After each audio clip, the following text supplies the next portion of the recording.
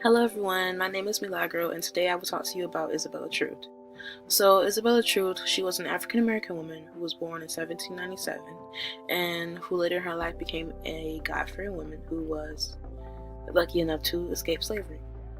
So in beginning, Isabella was born in 1797 to a world of slavery.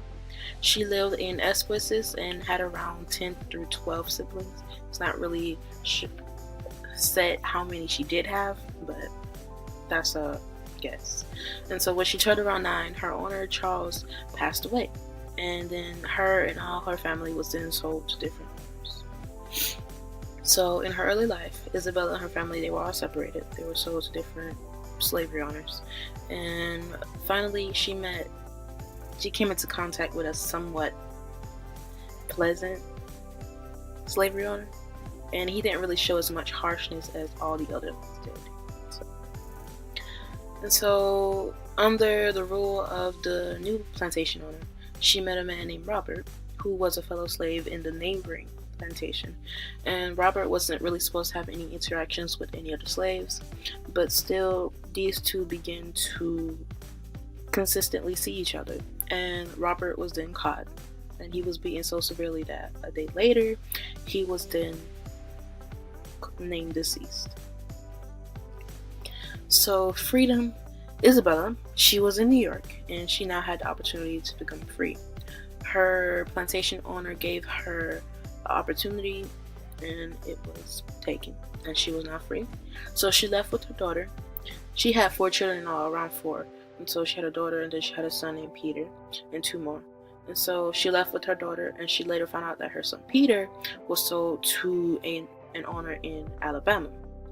And Alabama, known for its end-up slavery, she wanted to change that and get her son released. So Truth fought against Peter's landowner, her son's landowner, and to which she did win, and it opened her eyes to a whole new set of possibilities. So a change was then made. Seeing for the first time that an African American woman won against a white man, she felt compelled to follow God. So she became a very religious person and she felt compelled to talk and preach the word around America. And in 1843, Isabella Truth, she changed her name. So what many people know her now as is Sojourner Truth, and her name was originally Isabella Truth.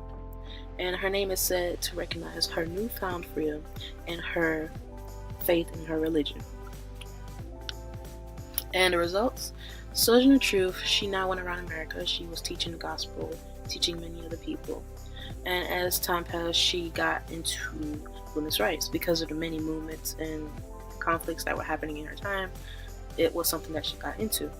And so in 1850, William Lloyd Garrison, he helped her to release her first autobiography. And it sold fairly well. It wasn't anything that wasn't known. So later in 1851, Truth gave a speech famously known as Aren't I a Woman? And it demanded rights for blacks, and not only blacks, but women as well. And so, success. Sojourner Truth sadly passed away around the age of 87. And the age 87 isn't really set in stone because many say that she passed away later than that, like years older, maybe like around 100, a little less than 100. But at the age of 87 on November 26, 1883. And then the work that she did do was pretty good considering less than a decade later, the Emancipation Proclamation was released, which gave freedom to slaves. And then a couple years after that, the women's rights had women's rights. Women got the freedom to vote. Yeah. So she did pretty good, and I am honestly very grateful to her and people like her, because if it wasn't for her, I would most likely not be able to vote in the future, and myself and my family, we will all probably still be in slavery. And an interesting fact that I found out about her was that she was actually a 6-foot woman.